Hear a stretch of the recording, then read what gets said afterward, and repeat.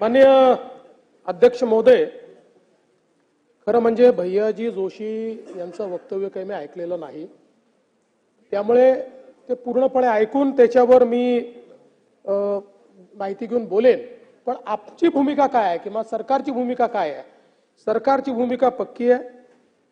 मुंबईची, महाराष्ट्राची, महाराष्ट्र शासनाची भाषा मराठीच आहे। महाराष्ट्रात राहणाऱ्या प्रत्येकाने मराठी शिकलं पाहिजे, प्रत्येकाला मराठी बोलता आलं पाहिजे।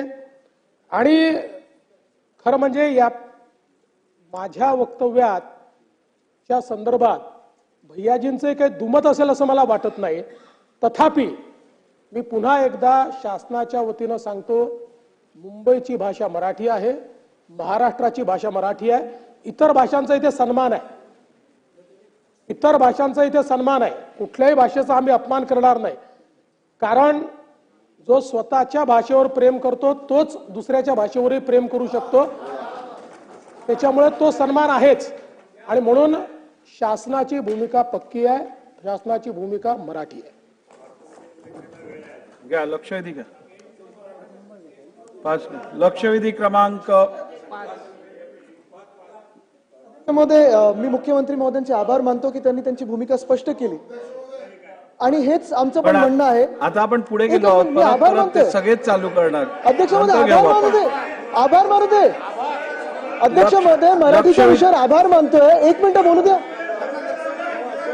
विरोधी पक्ष जर आभार मानत असेल तर पोटदुखी आहे का? आपण मांडलेले आभार मी रेकॉर्डवर घेतलेले आहेत आणि थेट मुख्यमंत्र्यांपर्यंत पोहोचवतो। चला पुढे लक्षवेधी क्रमांक 5। लक्षवेधी क्रमांक 5 महोदय, लक्षवेधी क्रमांक 5 नितेश राणेजी, त्यांनी आपले आभार मानले नाहीयेत, मुख्यमंत्र्यांचे मानले आहेत। आपण बसा, चला।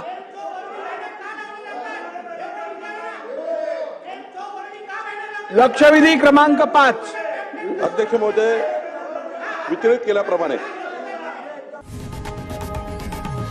लोकशाही मराठी ऐका, पहा, जागरूक रहा।